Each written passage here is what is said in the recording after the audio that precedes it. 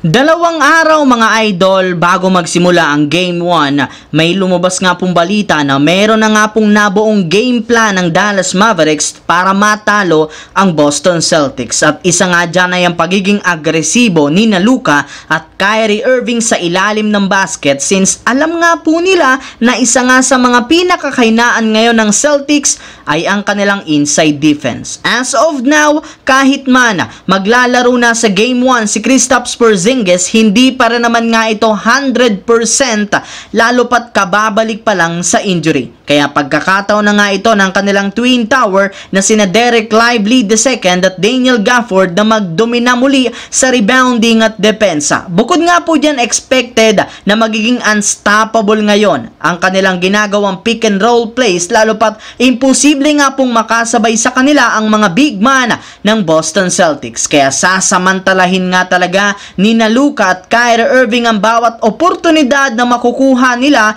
para lamang manalo. Samantala, mismong si Shams Charania na ang nagsabi na si JJ Redick talaga ang mayroong pinakamalaking tsansang maging bagong head coach ng Lakers simula ngayong off-season. Ngunit, hindi lang naman nga si JJ Redick ang nag-iisang coach na kukunin ng Lakers, gayong kukuha rin naman sila ng ilang assistant coach. Kabilang nga sa mga pangalan na kukunin ay sina James Borrego, Sam Cassell, Scott Brooks, Jared Dudley at si Rajon Rondo na inaasahang pipirma ng kontrata sa Lakers sa susunod na linggo. Yes mga idol, sigurado nga pong kukunin nila si Rondo bilang pinakabagong assistant coach kahit sino man ang kanilang piliin na head coach, at ang desisyon nga niya nang galing mismo kina LeBron James at Anthony Davis na matagal nang gustong pabalikin si Rondo sa kanilang lineup dahil meron nga itong sapat na kaalaman sa basketball para matulungan sila na makagawa ng iba-ibang game plan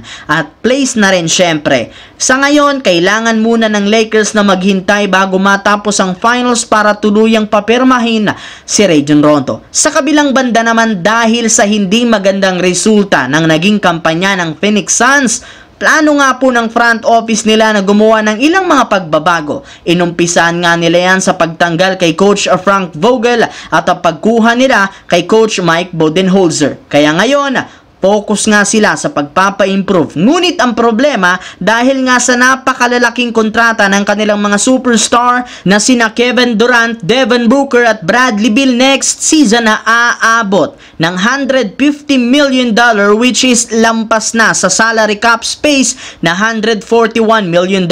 Kaya dahil dyan, nakatali na nga ang Suns sa paggawa ng malaking move sa free agency. Pwera na lamang kung ititrade nila ang isa sa kanilang superstar. Kaya hanggat hindi nila ito ginagawa, mananatili lamang sa minimum deal ang kaya nilang ibigay sa mga malalarong available sa free agency, at yan nga ang pakatandaan ng kanilang mga fans. Sa madaling salita, kahit sino mang superstar ang maging libre ngayon, imposible na nga itong makuha pa ng Suns dahil sa kalagayan ngayon ng kanilang cap space. So yun lamang mga idol ang ating bagong video na ating pinag-usapan ngayon dito. Once again, this is your J-Zone TV. Huwag kalimutang mag-like, mag-subscribe, pindutin ang notification bell sa akin channel para lagi kayo maging updated sa mga videos na pinapalabas ko. Isang malaking shoutout sa lahat mga idol. Thanks for watching. Hopefully nag-enjoy kayo ngayon.